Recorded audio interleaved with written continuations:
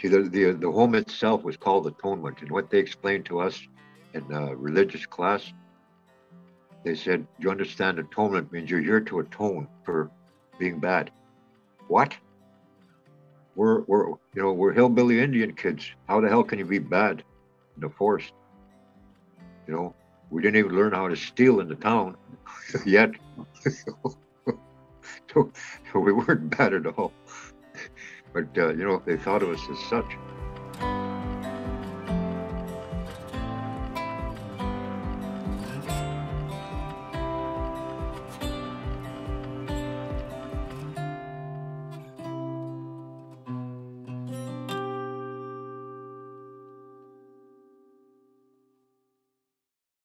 Kansei Kiyowao.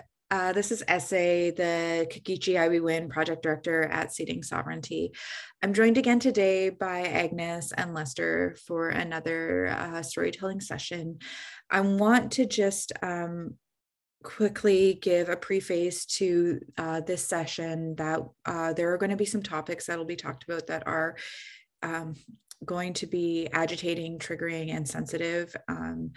I want to just make it clear that you are allowed to make space for yourself. I know the listener is capable of pressing pause or stopping at any point, but at the same time, these stories are true. They're part of the truth of what has transpired for Indigenous people in both Canada and the US. And Lester's is just one of many stories, but it doesn't make it any less important or any less valid. And so with that, I'm going to pass over to Agnes, who will just do a little re-intro as well.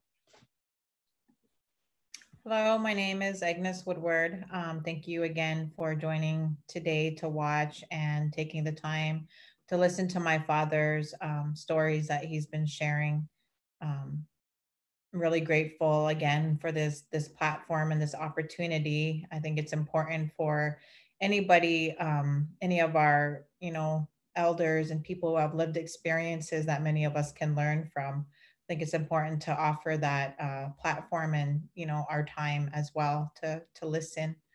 And so, Dad, I know like last time we left off, you started sharing about the town that you lived in, what life was like there, how difficult it was, and such a difference from when you guys, were living in the bush, when you were traveling and camping, how different it was with all the racism that you guys experienced in that small town.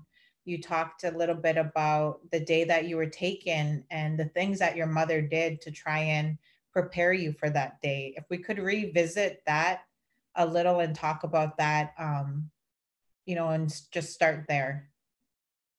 Okay. Yeah, the first town we lived in was Winfield, Alberta. 15 miles away, they moved us because my mom wouldn't allow us to go to school because of what happened. We got stoned, literally stoned by the other kids. And from that day forward, we weren't going to any school. So they pressured her, I believe, and we didn't hear it, but I know when I look back on it now what was happening. So they forced us to go to another town where they thought things would be better. And, I find out later on in years what I'm saying now, of course. But, as a kid, all I could think of is, well, another town, maybe we'll have friends. Because in the last time we only had one family that was friendly. But we got there, and we didn't like it. We lived off a store bill called Relief. There was no money. My mother was allowed so much per week, I think it was, on a store bill. And a lot of the food was just like Winfield. I couldn't especially eat a lot of it. Like I said, it was like foreign to us, even in the stomach. Like cornflakes, I never had in my life until we went to the white man town. Things like that. And it was never filling. We're always hungry. So there was a bush near the town. There was still quite a bit of bush. And so we'd go towards the river which came through, like Winfield as well, that area. So we go towards the river in the bush and set snares. And Mom would be with us. It's usually me and my late brother Bob. So we'd come into town and in winter, we'd be dragging rabbits we caught in the snare. And a lot of the people in town, they would just stare at us. They'd look outside. They'd be outside their door and they'd be making comments about us. It was, it's something that you felt even as a kid, like you weren't wanted around there. You weren't welcome. The mom used to tell us to be careful. She'd tell us who to watch out for. So, and all of this, that's how we lived. We went to a one room schoolhouse where there was one other Indian family. They were from back where we came from. Joe Schott was a man's name. He was related to us. His son went to our school, same school. We all, I don't know what it was. There was no grading or anything like that. We all sat around in a circle when we had lunch, turn our desk around. I got to mention this at the time. So I noticed, like when we turn our desk around at lunchtime, everybody would see what you're eating. And they'd always look at us, me and my brother, and my older sister, Dorothy.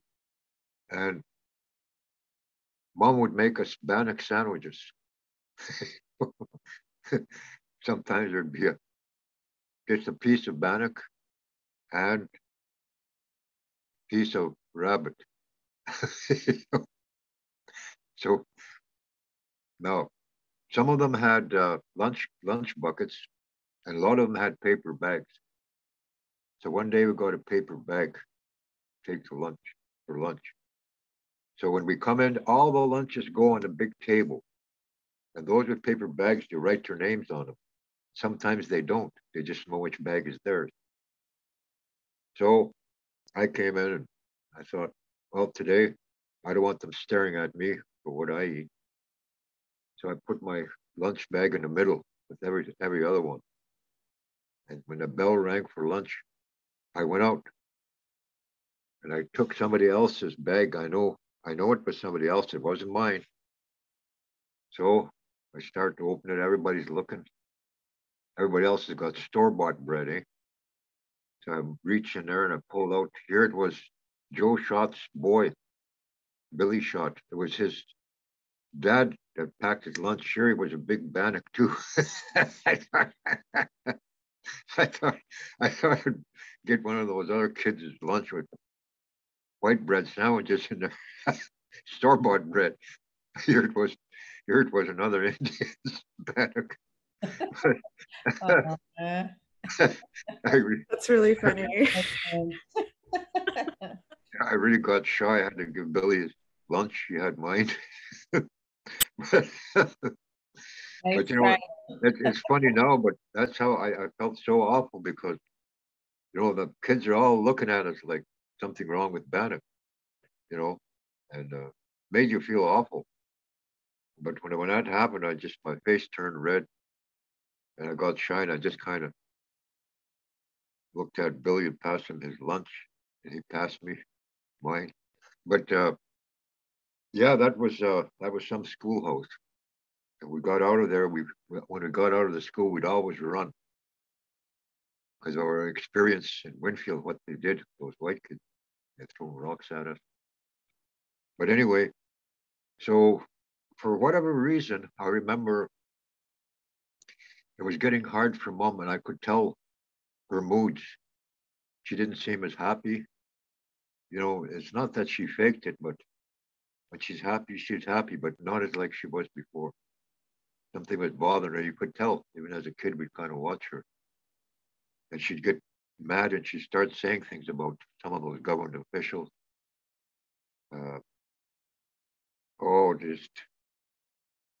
She was just different. But then she started to tell me, and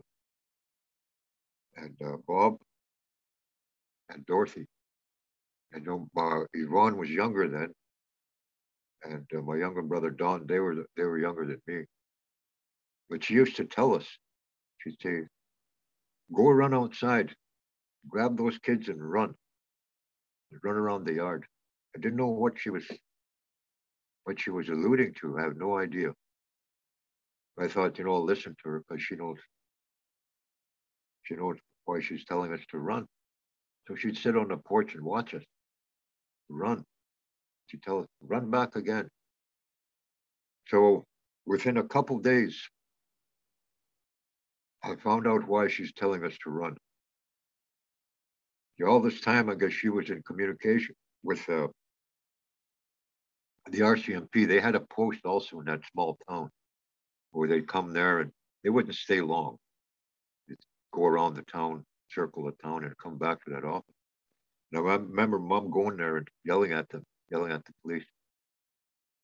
They had something to do with the relief at the store, but I didn't know at the time. But I knew she was very different, like never before. And then it happened. One morning we got up. I was out in the yard. Don and Yvonne were out in the yard. Bob was also out there. And I see a car pull in. I'm looking at it. Here it's RCMP. So I look and Mom was standing there at the door. And she said, run. Get your brother, sister. So I grabbed both of them by the hand. They're just small. And I start running the other way. There was a road the other way. Just as I start down that road, the car pulls in and blocks another police car. And they jump out, come after us. They already had Bob. They're putting him in the car. And next they had Dorothy. She was in the house. And she was drying dishes for Mom. And they come and walked out with her. And then we were standing there. They were standing around us. One of them was holding me. And they took us to that car, police car, and they put us in the back. The door's locked. So that's where we were. And we're looking out the back of the car, up on top of the seat. We're looking out the back window to the house. And Mom was in the doorway and she started out coming towards that car. And two of the policemen come and grab her each side. They grab her arms, holding her. And I watched, and she was actually dragging both of them as she's walking. And she threw one of them, just like a little doll. He went bowling. She grabbed the other one, just threw him right down. And she came towards that car. But one of the other cops ran right across in front of her, jumped in the car, and drove away with us. And we're watching out the back. They're still trying to hold her back. So that's the last we saw our Mom for a while. We didn't know what was going on. We didn't know why these cops are doing that. A lot of things. And Yvonne and Dawn, they were both crying quietly. They weren't screaming loud. How old was Auntie Yvonne? I know she's the youngest, right? Or Yeah. Yeah, how old was she? I think she would be 3 years old. 3 and Donnie was 4. Just a baby. Yeah, I was 7. So away we went, and I was looking for Bob. There was a cop car behind us. I was looking out the back, and I know it must be him and my sister Dorothy. So away we were, and the feeling I had was, at that time, I felt like I want to jump out of this car, but what would I do if the other two got hurt? Because the car would slow down, Now here's the strangest thing. Never heard of a place or never seen a place or a city in my life, or any of us. Never heard of Edmonton. Now, we got there, the city, and it was just amazing to see buildings that high. And it was like going to a circus or a different world. We're looking at everything. We didn't talk. We're just amazed at all the city was, what it was all about. So then we got to a building. This was quite an experience. A big, tall office building. And we entered it. And as we entered, then the police turned us over to these plainclothes people. There's men and women. There's about 5 of them, I think. And they put us in an elevator. I never been in an elevator in my life. But when we went up, we just hanging on to each other. It felt so weird going up in the air. And when we got out, they took us to a window. They said, "Look out." I just felt dizzy, like we're going to fall. We're way high up. I don't know how high that building was. So the next thing, we're sitting in the hallway, and they separated Yvonne from us, and they took her with my sister Dorothy. Now, there was Bob, me, and Don, brother Don, 3 of us brothers. So we're sitting there, and this redheaded guy came in. He was a very hairy guy, had hair, red hair all over his arms, and just a t-shirt on, short sleeve shirt. He had red hair. Remember, he had red beard, and he had a strong BO. So he came up, he called us in there. So we went in this little room. He sit us down. And we were waiting, and our hair was long. And he starts to cut our hair up here. And I remember at that time, couldn't help it, but I sniveled. It was hard, even to part with my hair. I never seen myself like that, the way he put a mirror in us, in our face. It was strange. Back home, we'd look at a beer once in a while and we could climb up high. But we always had hair at least shoulder length. But that was something else. When our hair was cut and I look at Don, he looked funny. Bob, he looked funny, didn't look the same. Imagine how I looked. So when we finished that, we waited there for I don't know how long. They brought some sandwiches, give us sandwiches. And I was wondering, where's my sister? And Bob and I were talking. When are they coming back? And they never came back. So they took us, it was evening. After they processed us, they took 3 of us. And they took us to a place called the Atonement Home. Atonement Home, right in the city of Edmonton. 11035 92nd Street, Edmonton, Alberta. Still remember the address. Now, that place, I find out later that that place was previously a prison. It was a prison, we found out. It was made, I believe, in the late 20s or 30s, all brick, big structure. So when we got there, 3 of us boys, it was hard. They took us up in a room. There was no beds for one of us. There was no bed. So they had me and Don, my younger brother. We sleep in the same bed. Now, for example, how hard it was. Don he went into a nervous habit.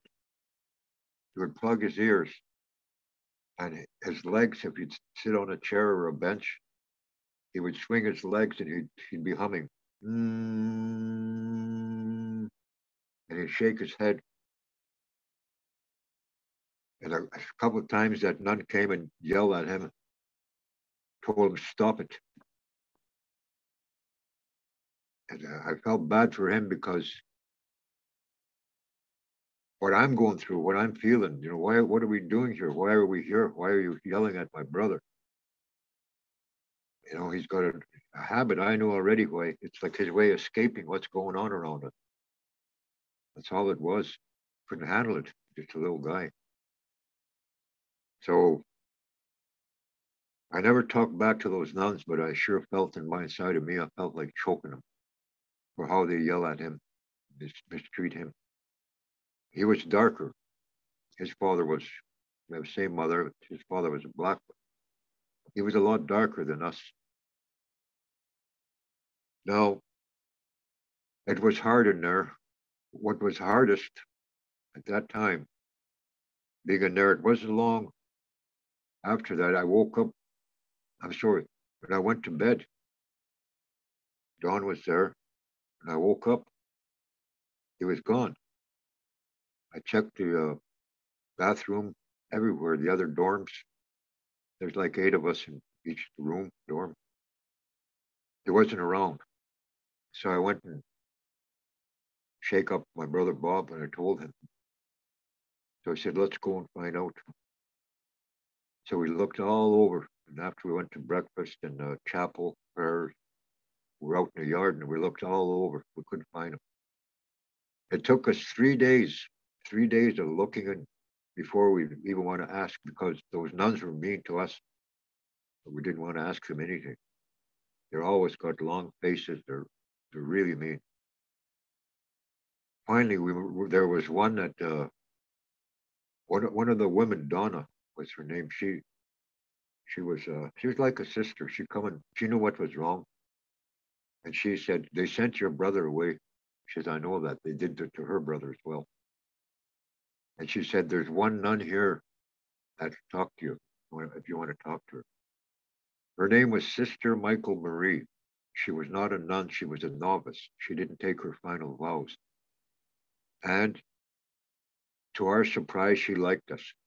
There's about 10 of us that were centered out as we couldn't speak good English. Uh, it's almost like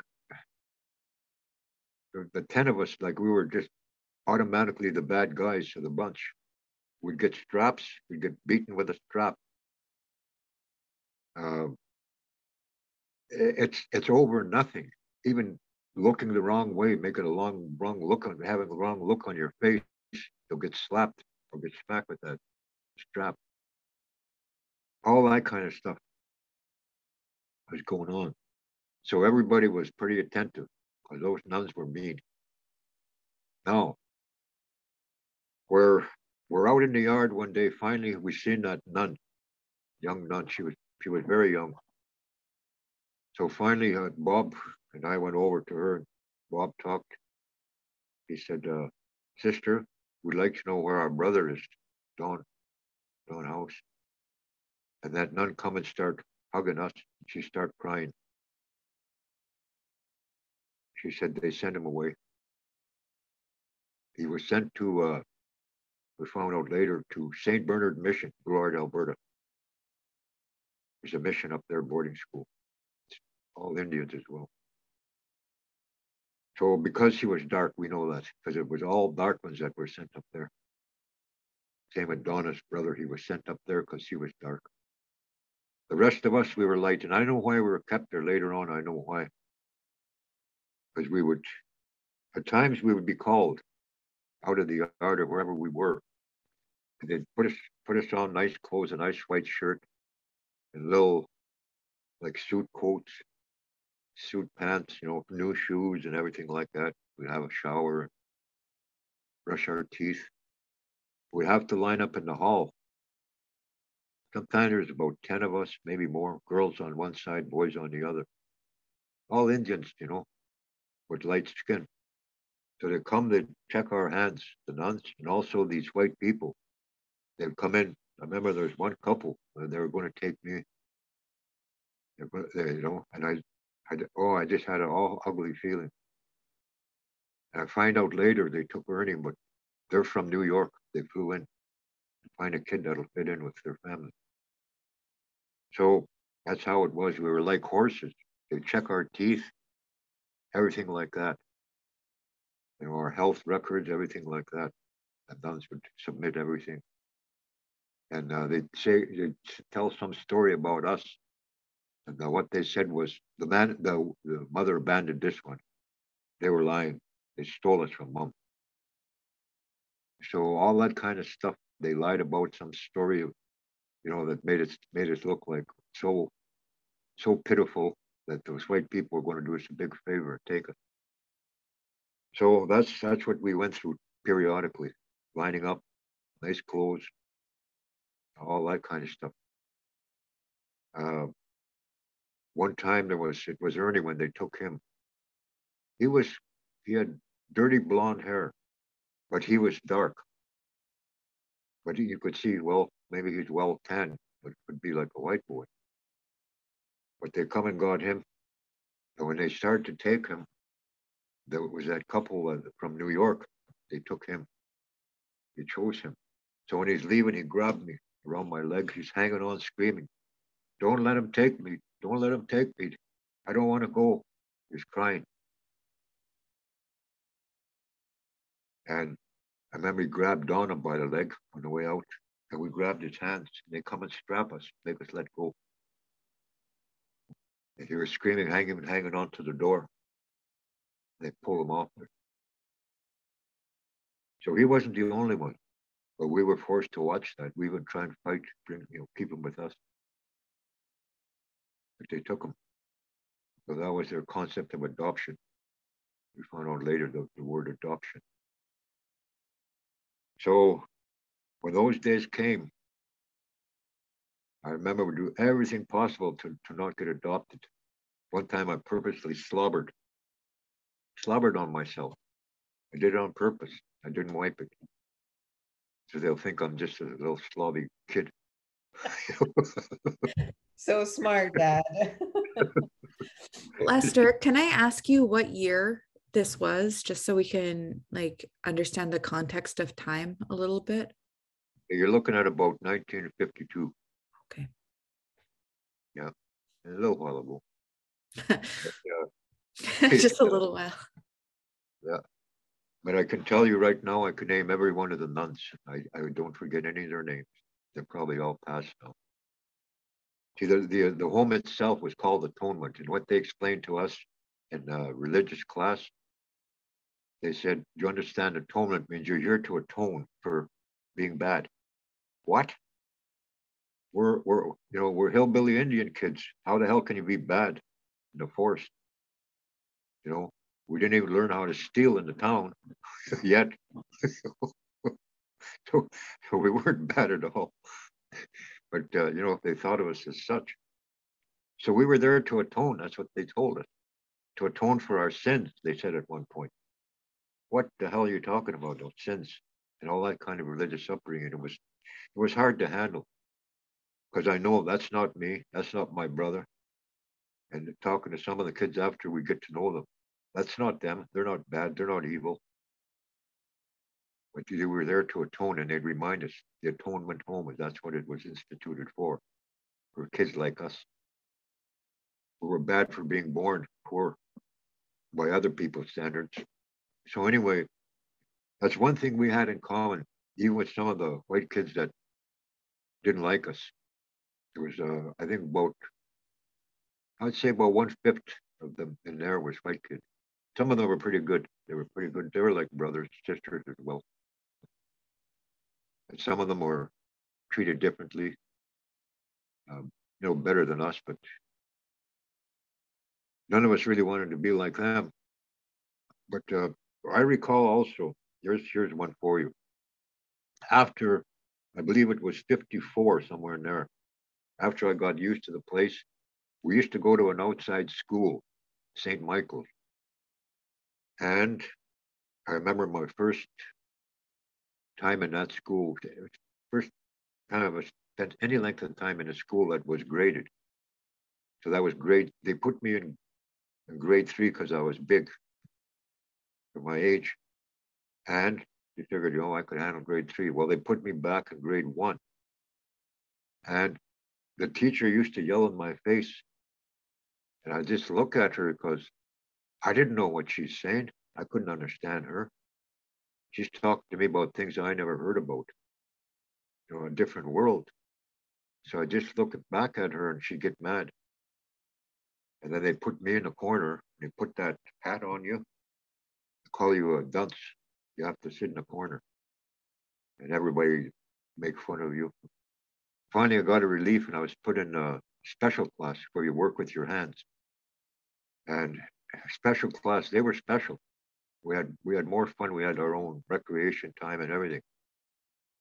But when school was over, the other kids, of course, they'd come out and tease us about being in a special class, and it it was it was hard to take. We got into fights over that, and when we got back to the atonement home, and if we were bleeding or cuts or whatever, we'd get a strap on top of it for fighting, even though it was defending ourselves. That's how mean they were.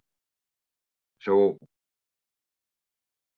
I recall also, I was so fed up. So I talked to some of the boys that, we got to know each other pretty good. So we decided, 6 of us, we're out of here. We're leaving. I believe I was 9 years old then. And there was me. Oh, I don't want to name the others, but there are 2 others with me. We split up, and the other 3 said they'd go an hour after us, make sure we made it. So we're taking turns digging a hole under the fence. And then we just cover it up, sticks and whatnot. So the day came, it was our turn. It's our turn to go first. So 3 of us went, no problem. Some of the kids would stand so they couldn't see us, stand in front of us while we made it to the fence. So we left. Then the other 3, we saw them come through, and they split. They went some other way. So we left. And at that age, I'm surprised we made it to the next town, that's just 10 miles from where I am right now. Wetaskiwin. Some say Wetaskiwin, but Wetaskiwin in the language means a place of peace, where a treaty was made. Indians, not with white men. But anyway, we got to that town.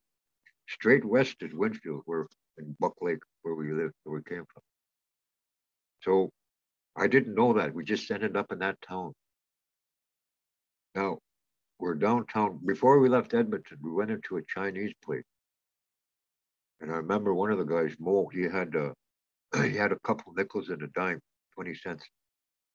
So he said, I'm going to go up to the counter and I'm going to buy something. You guys get bread and get your jackets full and get out of here. We're just little guys. The Chinese guy didn't even see us. So we got a loaf of bread, some mustard, and 2 packages of bologna. and we got out of there. So Morrissey went and bought a chocolate, paid for it, and we got out of there. We hitchhiked, we got to a task. Now, the amazing thing was this. So we're in the town, and we're walking downtown. And I see this Indian woman coming. She's carrying a baby girl. And I see it's a baby girl when I get closer. But looking at her, she has 2 long braids, carrying a baby. Get closer to her. I'm looking at her. Here it's Mom. It was my mom. And she just looked at me. She come and grabbed me. She hugged me. And the baby that was in her arms, that was Connie, my niece Connie, Brother Martin's oldest girl. She said, you wait right here now. Said, you boys wait here. She said, you're going to come home now. I'm going to get us a ride. And we're sitting there, and she comes walking in with the baby and the RCMP. I thought, what? She turned us in. And she said, they're going to give us a ride. I just told her, Mom, they're going to take us away from you again. She says, no, they'll give us a ride home. So they come in to grab me, grab Mo, and Mutt grabbed him. I use those names, their nicknames. Grabbed him, put us in a car. And again, they kind of told my mom, you wait there. They drove away with us. So we were busted. On the way back, they would stop. That's the time that soft ice cream was a big hit, which when ice cream was soft instead of hard. So they stopped a couple places. The one cop was friendly, gave us buy ice cream cone. And then we had 2 big cones each. So we got back to the place. They took us in there. And we were took into what they called the refectory. In the refectory is where everybody ate, boys and girls together. We stood there, and one at a time. They made us drop our pants underwear, bare jeet, put us over the bench, and they started toiling on us. The first one was Mutt, and just a little guy. After a while, he's holding his breath, then he just let it out, scream, and they just kept hitting him. Took turns, they passed that strap, and they just kept hitting him. I just look at him, oh, he's just red all over. Again, I just felt like kicking him or doing something, biting him. Stop. And here, that good nun, the one that quit, Sister Michael Marie, that kind one, she was in there, and she yelled out. She said, "Stop it!" She said, "Stop it now." Her blood sister was the superior of that place. She was the head push, Sister Mary Gertrude. We used to have to call her Mother Superior, but she was right in there. And next was me. Same thing. They stripped us down. They turned me over there, held me. Two of them. That priest was holding me. That was one of their brothers. He used to say that the mass in there. So he's holding me down. The other one is holding me on the other side, and they started. I did the same as mine. I held my breath as long as I could. And I just let out a big yell, and they stopped. I couldn't sit down. I had to stand up. I could hardly stand. So me and Mutt were just hurting so bad, hang on to each other, tears in her eyes. Me as well. We weren't crying loudly, just tears, that's all. It really hurt. Then they took Ernie. Oh, I have to laugh. No, those other three were caught, eh? They were caught too. So they brought them in. They were holding them in the other room, the playroom. So they took Ernie next. They put him down there. And they started in on him. But them two, they ate, we talked about it later. They got 3 ice cream cones. We only got 2. But I guess what happened was they got in I'd say about 3 strikes on Ernie. And all of a sudden it just flattered all over. He let go. He let go, number 2. And it was all over their nuns' habits, the kind they wear, white, never see their hair, just their face. It was flattering all over them, all over. So they had to quit. They just dropped that strap. It was full.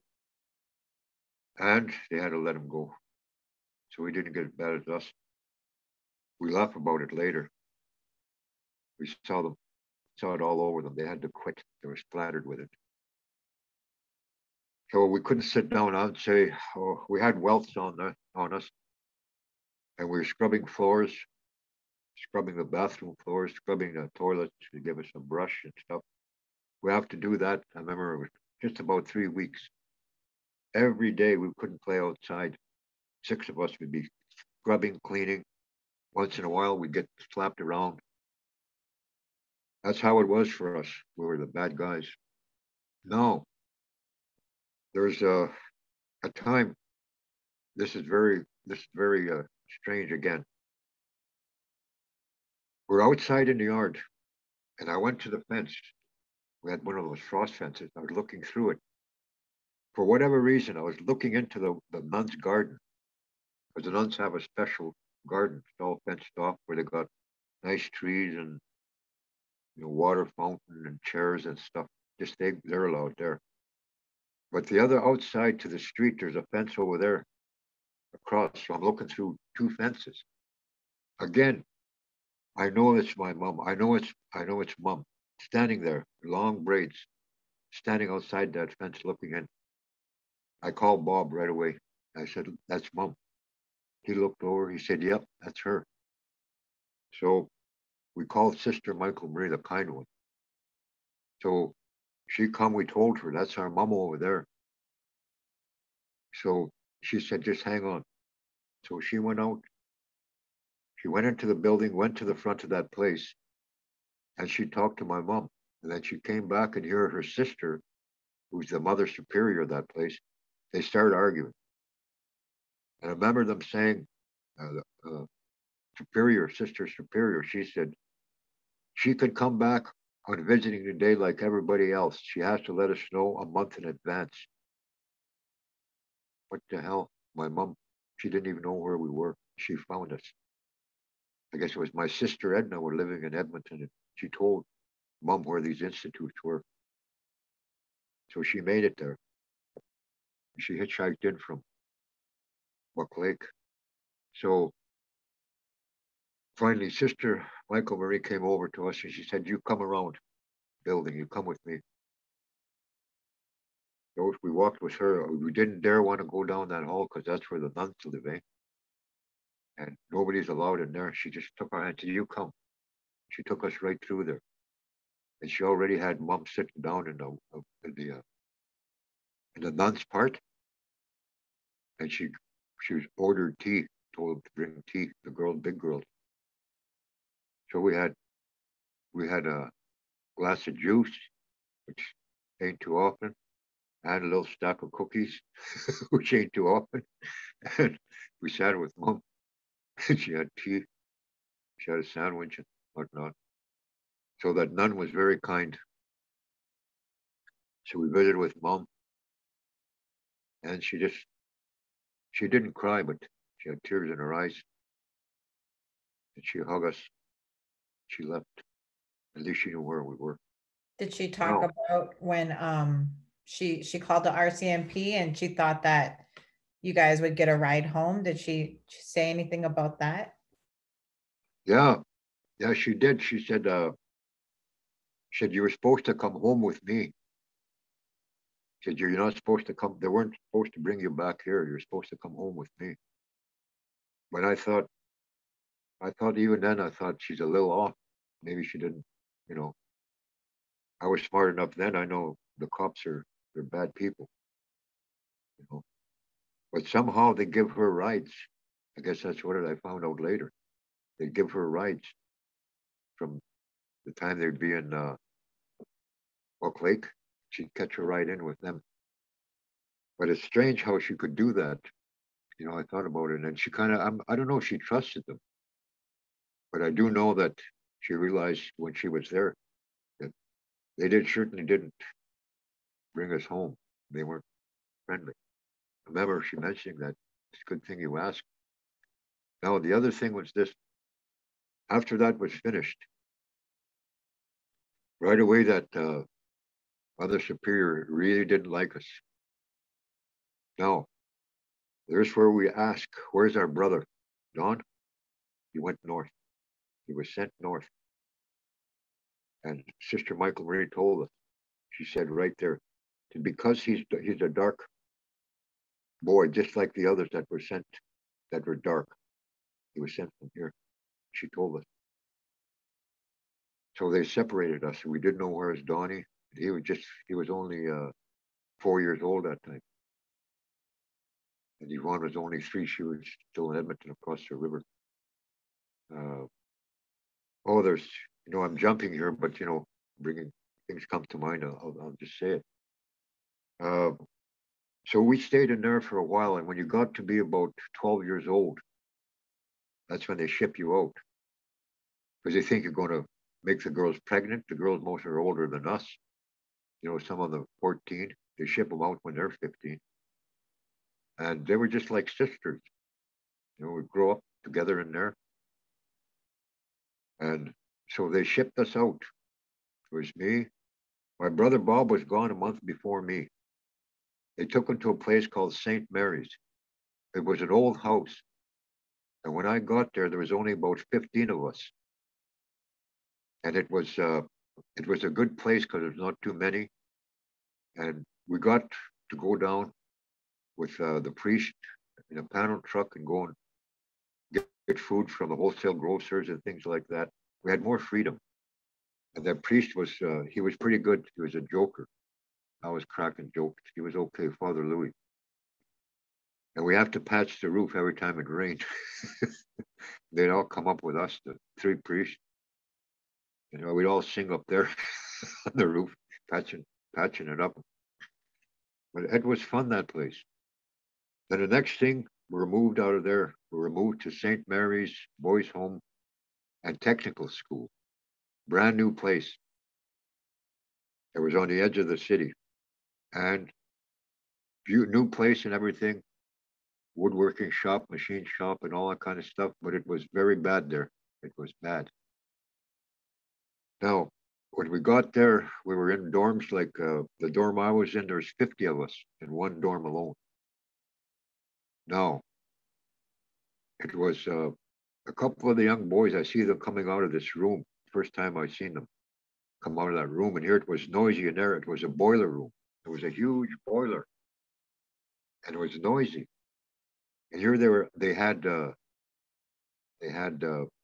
mattresses on the floor. And later on, one of the boys told me, he said, "Oh yeah, those guys are piss hounds. Call them piss hounds because they pee the bed, probably nervous or whatever." But there was about 6 of them. Now, one morning we're lined up. We have to line up, be quiet when you're in there. We go to church about 6 in the morning, 6:37. We every morning go to mass before breakfast, and we're all in line, single file. I was medium boys that time. There's small boys, medium, and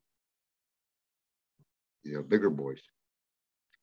So we're in line, and those boys that pee the bed, they start coming out of theirs, and they start getting in line. And as we're walking, one of the priests grabbed one of them. He grabbed him. He pulled him out of the line, knocked him down. He started kicking him all over. Kid was screaming. Again, I just wanted to jump in and do something. But that kid, there's nothing wrong with me. Just peed the bed. That's all. Another priest come in and started doing the same thing. Started slapping him when he's down, telling him, "You got to quit peeing. It's going to get worse for you." And it's the second time it happened. And one of the big boys stepped in, Elmer. He was a big guy, big Indian brother. He had enough. He jumped in. He grabbed that little priest and he threw him. So they left him alone that time. So that happened. I can tell you now that happened about 4 or 5 times when somebody was caught talking in line. They're pulled out by the hair. They're slapped, punched, kicked, knocked around. It was always Indian boys. So that's how they treated us there. It's like punishment was severe. And most of us, after a while, not that you get used to it, but you laugh at it because you have to live with it. So we even had names for some of those priests. They weren't very good names. I remember one time they put me on duty when we went down to get food, sometimes like McDonald's Consolidated, where they repack food when it comes in, bananas, separate the half spoiled from the other. And so we'd come along and we'd pick up all the half spoiled boxes, put them in a truck and take it back to the place. Now we'd be outside with piles of boxes of bananas, separating the good from the bad. And some of those Italian guys, they knew Father Louis. When he'd go down, he's the only cool one among them. We'd always want to hang with him. So they'd throw in good boxes of good bananas, 2 or 3 boxes. So for us up there. But we were, one day, 3 of us were separating the good from the bad on the bananas, spoiled from the bad, putting the others in a big pot. And the one we called the saint, Father Paul, he came by. He's always walking around like this, like pious and holy, with his beads and everything else. So he came by and he looked at what we're doing. He said, "You should be finished by now." He said, "You better be finished here in 20 minutes. We've been at it a good part of the morning, and we still had about 8 boxes to go, another three hours at least. So one of the boys told him to F off. And he turned around and said, "Who said that?" So it wasn't me, but I said, "I did," because the other guys were smaller than me. So he said, "Get up." I got up. He said, "Come here." I stood in front of him. He said, "What did you say to me?" I didn't say nothing. I said, I don't want to say it. He said, what did you say? So I told him, it's F off. So he grabbed me by the back of the hair and he gave me a punch in the face. He knocked me down. He dragged me by the hair in the gravel and he kicked me twice. My ribs were sore for a long time, maybe about 5 or 6 months, probably broken. Didn't get no medical attention. Nothing. That was Father Paul. So that was the beginning of the understanding that there was them and there was us. There was never a respect other than for Father Louis, and he was gone within the first year in there. So those beatings happened. But the greatest thing was this. For how many years we learned how to skate when we were in that institute, the other one as well, the atonement, at outside ice. And some of us got pretty good at hockey. So the priest would always play against us. And none of them could skate very good. They weren't good at playing hockey. And we'd play rough. You could board. In other words, you could knock somebody into the boards or knock them over on the ice.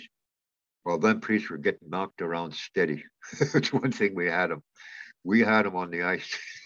And they used to get mad. They'd tell us, as soon as we get off the ice, that's poor sportsmanship. I mean, the big guys used to tell them, that's poor sports. But they'd get knocked around. They'd get knocked into the boards, everything, get even time. But that was the only good time I really enjoyed. That we could skate circles around them. We'd always win, both big boys and us medium boys. But there was also fights off the ice between the priests and us. And it was the big boys that always step in. And the big boys never lost. They always take one or two of them, grab the priest and take them off. They'd start again. But a couple of them, they fought fair. They actually fought fair. They wouldn't report nothing. They just let it be. They got beat. And they didn't want it known. So they left Big Elmer alone. And Sigbert, he was a distant cousin, Sigbert Woodford. He was a tough Indian. Very gentle guy too, just like my brother Bob. But you mess with him and a priest messed with him at the wrong time. So we beat him up. So that's how it went. The hardest thing was this. There was a time when they have a dinner. It's called the spaghetti dinner, which happens once a month. And what happens? They get all these donors, like Healy Ford. Old man Healy owned Healy Ford Company. He donated a panel truck to the boys' home, where we could go to the football games when they give us free tickets and that. So that was a big deal. We could go to a game, but you had to be chosen. But this Healy, that was the mayor, that used to come, and all his cronies. Mr. Bateman used to come. He had 2 or 3 grocery stores around Edmonton. Bateman's, they're still there. And the mayor came. He had a ranch right next door to the boys' home, and he had race horses. Not all of them, but most of them were thoroughbreds. And he was never there. And he told us, he said, "You boys can ride." He said, "You can ride. You go ahead and ride the horses. You go up to the barn, and the guy up there will give you a bridle and a saddle." We never bothered to just ride bareback. We just catch the horse. We go we get a rope from him. And you know how to do it. Just make like a halter and a bridle. And we used to ride bareback. And we'd only allowed for about 10 minutes, and then he'd yell, "Let's get in here."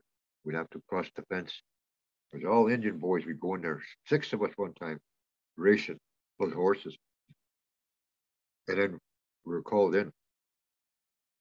Well, this one day it was spaghetti dinner day, and all the cronies were there, of course, with all their young daughters. And one of the young priests, he wasn't a priest yet, he was a seminarian brother. And he was playing. All of a sudden, he took off his cassock. He's got long pants on. And he's a young guy. And all of a sudden, we're playing soccer. And he said, "No, we're playing football." And he's got all these passes he's making, showing off, because a lot of young women sitting there watching us, young men and young women. They kind of half-ass mix with us, but mostly stay away from it, just watch us. So he was showing off. I know we all know he was showing off. So we went, instead of playing football, we went across, started riding the horses, and he called us in. So we came in, and he lined us up. There was 4 of us. And he said, I told you from the beginning that we're playing football. We're not playing soccer, and you weren't to go across over there. And all the people had left by then. All the young women who were showing off to young guys and their dads, their mothers and fathers, they were gone in the building, time for to eat. And I just told him, I said, we got permission to do it. Said, the mayor was Maynard. Mr. Maynard said we could ride the horses. He would like it when we do that. He said, well, I don't. And bang, next thing I was out. He hit me from behind this here. That's why I'm deaf today. Half deaf. Next thing I woke up, I was in what they call the infirmary. And he was on his knees next to me. And he was asking forgiveness for what he'd done. Well, small world. Remember when I seen you and Aggie in Newtown when you lived there? And I came through going to California. Yeah. Yeah. I went, all I had to do was appear in that court because that was the same priest. He was the only one left, and another one. He was a child pervert, the other one. And I seen him in action. So all I had to do was enter the courtroom, not even say a word. And the church settled. They settled. But that was the one that hit me in the ear. And the lawyer told me later, Cheryl, she told me, she said, that priest remembers you. He said you were one of the guys that was always hard to handle. And of course, because I would object to that crap. Yeah. But that's how he was. He was mean. And some of them were so mean. And I used to think they're the ones that they talk about as being evil. That's how I started to think. They're the ones that are evil that they talk about in religion. How can they do this to us? How can they be this way towards us and talk about the love of God? Really difficult to hear those stories. And, we all know that these stories exist, these experiences really happened. And it's just hard for some people to really fathom that there was a time that not that long ago that this was a reality for children, innocent children. And I remember, Dad, when you shared some stories with me, the way you described that it was a crime against humanity, what they did to you guys and how they treated you and how they made you feel. Yeah. Yeah, it was when I think back of it now, at that time you have different thoughts, but you just feel like you're just under the gun. Sometimes Yeah. it even affected how you think. I used to think, I better quit thinking that, just like they would know how I'm thinking. That's how bad it got. Mm-hmm. So a couple of times I thought back on how it was, and I realized that a lot of them, for the vows that they took, they could not live up to those vows. I don't think anybody can, because it's totally unnatural to make the vows that they make. It's almost impossible. Mm-hmm. So I know that's where a lot of them became sexual perverts. And it disturbs me because I know some of the boys that were bothered. They tried me, and it happened to me, not totally. I was called to serve mass early one morning because the priest that don't say the regular mass for the boys at 6:30 or 7, they have their mass earlier. And I was woken up usually to serve one of the masses, the early masses before the boys come. Now, I was coming in out of from the altar into what they call the sanctuary. Okay, sanctuary is supposed to be a place of protection. So we come in there, and he's carrying the sacred chalice, and he's going to put it into the sacred place, little place. You have a key, and they put the chalice in. Well, he sat it down. And that priest, he liked to have a lot of wine. When he pour wine and water, he'd always go like this with his hand to the wine. So he'd keep pouring. So he liked a lot of wine. So when we got there, he started to put the chalice away. And he's a big man. I'd say close to 300 pounds. I was just a little guy. And he piled on me.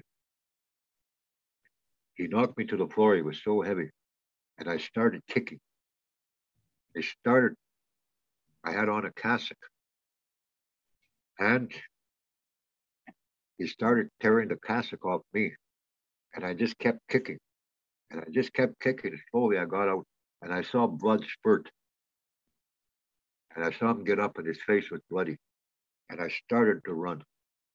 And I ran right outside the building. I sat outside. I was shaking, thinking, oh, man, I'm going to get it pretty good. They're going to pile on me. So I just waited. Then I heard the boys. The door was open. I heard the boys, the regular boys, going to church. It was their turn to go to chapel, the mass. So I just fell in line with them. Snuck in. They were coming right past the door where I was outside. I just snuck in with them. I took off that cassock, threw it away. So I went in. They asked me later about it. Somebody fingered me about the cassock. Mm-hmm. So I told the director what happened. Mm-hmm. He didn't say anything at all. No response at all as to what happened. He didn't care. His only response was, there's so many of you in here. It's so hard to keep track of you. Probably not the first time that he heard that. Eh? It probably wasn't the first time that he heard of that, you know. Probably others have said it, what was going on. So I brought it up a couple issues with him where there's young boys, they're almost girlish looking. And that same big priest that attacked me, and I made him bleed and I got away. I know he was taking that one young guy in that priest section with him. Because when he'd come out, that boy's face would be all red. And his pockets would be full of those, we used to call candy kisses, wrapped up paper. He'd have pockets full. He'd always give them to us. But he came to us, he was crying. He was crying. He said, the priests are doing something wrong to me. We knew what was going on. Yeah. But he was ashamed. He figured we'd be ashamed of him. No, we took him in. You know, we told him. I went to the director again with Father John Del Mastro. And I told him, I said, there's bad things going on. These priests are doing bad things to some of the boys. I said, and one of them tried with me. Father John tried it with me. And listen, Father John, the one that's doing all that, the sexual pervert, we have to go and see him once a week to confess our sins. He was a father confessor. He was there to forgive our sins once a week. It was compulsory to go to confession. What are you going to do in a boys' home? How are you going to get into any kind of trouble whatsoever? Especially when they're watching you all the time. So that's how sick it was in there. Yeah. So this father confessor, he was a pervert, thoroughly. So that's one of the ones that ran away to California. They got places down there for them. Yeah. So he ran away to California. He died down there. But he wasn't the only one. There were others. Yeah. Yeah, I think we should start wrapping up, Dad. But you know, I can't help but think, like, you know, you're very strong-minded, strong-willed, clearly at a, you know, strong spirit. And I think that really came from all the love and stability that you experienced with your mom and your family prior to being taken. Like, I really think, you know, living off the land and, you know, being so independent, knowing how to, like, you know, check the traps and, you know, bring the rabbit, do all those things. I think that really played a big role in, you know, strengthening you and preparing you for that difficult time in your childhood. And, you know, I'm just really grateful that you had that strong beginning, you know, that stability and that love. And I just, you know, think about children who maybe didn't have that before they went to school, to residential school, you know? Yeah. Yeah. I want to, what you just said is really important, Agnes, and the things that you've shared, Lester. You know, it makes me think that when you were speaking of priests and nuns who are supposed to live up to these unrealistic expectations of perfection, of virtue, I think, and this is just just a thought that came into my head, but when you're set up, like their lives were already set up from a place of expectation, like where they're already dealing with the thought that they're inferior and they have to live up to this expectation of virtue. That's how they were brought into the world. Yeah. I think our people, Native people, were brought up to be built up. And I think that threatens so many people that that's what they did to tear us down. Yep. And what Agnes has shared, you know, there weren't a lot of kids who had a really strong base before they ended up in these institutions. But it's because their parents were probably already broken by these people who were just broken people and inflicting that pain onto others. And it's really, it's a really heavy thing to think about and to carry, that we can be despised so much for our strength. We're not infallible, but we're still here. Yeah. Good way to put it. See, when I thought back on a few times, you know, after I got out of there, that actually they were in prison as well. They were in prison more so than us in their minds, because it seemed they couldn't think any other way other than being mean towards us. And to me, that's not discipline, that's control, you know, enforced. But, you know, in all of it, I don't believe in forgiveness. And I don't mean to be mean, but I can say this. After 77 years on this earth, I feel I finally got even. I survived most of them, pretty well all of them. And it's not to say I wish them death. No, I would like to see them straighten out, every one of them, put an end to that institution, quit creating such evil, if you will, perpetrated on children. You know, and what Aggie said earlier is true. Some of the kids that we met, they came from, you know, we talked about it. They came from pretty rough backgrounds, rough homes. Some of them, their parents had been already in institutions similar. But this is like, you know, 4 generations, my time, that these institutions were up and running. Now, I know none of my family other than our generation went to these institutions. That's how secure our people were. And we would have been as well. But I remember late Brother Martin saying that one of the complaints came to the old people that there was too many of us living in one place. Well, there's nothing but bush, for God's sake. We could have moved 10 miles away. But that was one of the excuses of the government. Too many of us living in one area. Meanwhile, they got towns, people living next door to each other, where you open a window and you see somebody else already, your neighbor. It didn't make sense. So later on in life, and I think, I heard all this stuff. These are worse than excuses. They're lies. But you know, where a lot of them resented it. I resented it being in there. I ran into a lot of the brothers and sisters after we got out. We'd laugh about it, a lot of it. We'd laugh. But at the same time, there were times when we'd talk about things that hurt. It still hurt. But most of all, we managed to see each other the same, brothers and sisters, as we were in that institute. We just felt the same. Like a couple of them I ran into after the boarding school immediately invited me to their home, met their mother. What a great woman. She fed us right away. He said, if you're ever stuck, you come down to Riverdale.